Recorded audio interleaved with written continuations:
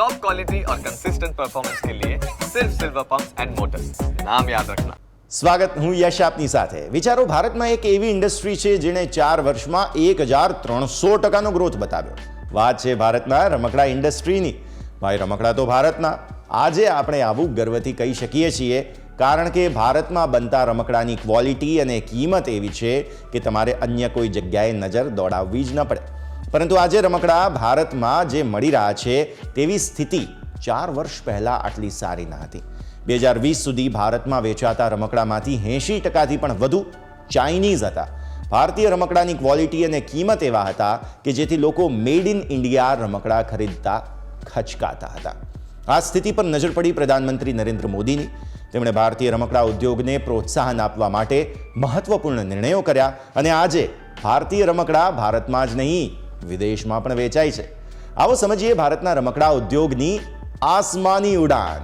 ભારતમાં રમકડાનું માર્કેટ 2020 સુધી ચાઇનીઝ રમકડાથી ઉભરાતું હતું. આથી ભારતીય રમકડા ઉદ્યોગ, જે મોટા ભાગે એમએસએમઈ સેક્ટરમાં આવે છે, તેને પ્રોત્સાહન આપવા માટે મોદી સરકારે ઘણા પગલાં લીધા, જેમાં પીએલઆઈ જેવી યોજનાના લાભ તથા રમકડાની ગુણવત્તા સુધારવા માટેના નિયમોનો સમાવેશ થાય છે.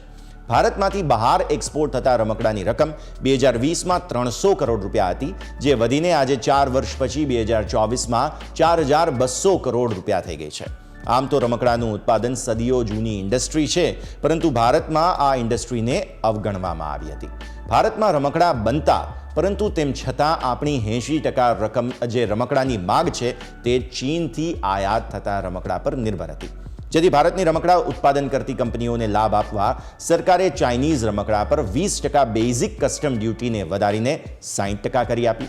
ભારતીય રમકડાની ગુણવત્તા, નવું ઇનોવેશન તથા ડિઝાઇન વગેરે મામલે ચીનના રમકડા કરતાં તેઓ પાછળ હતા, જેને સુધારવા માટે વર્ષ 2021માં ક્વોલિટી કંટ્રોલ ઓર્ડર પાસ થયો, જેમાં 14 વર્ષથી ઓછી ઉંમરના બાળકો માટેના રમકડા માટે ISI માર્ક તથા 7 ભારતીય સ્ટાન્ડર્ડ્સને પાસ કરવા ફરજિયાત બન્યા, જેથી ક્વોલિટી સુધરી.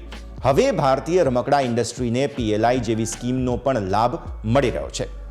ભારતમાં જ્યારે મેક ઇન ઇન્ડિયા પર ફોકસ વધ્યું, ત્યારથી આ રમકડાની ઇન્ડસ્ટ્રીને મોટો બૂસ્ટર ડોઝ મળ્યો છે. તથા હજુ તો ભારતીય રમકડા ઇન્ડસ્ટ્રી માટે આવનારા દિવસો વધુ સારા હશે તેવું લાગી રહ્યું છે.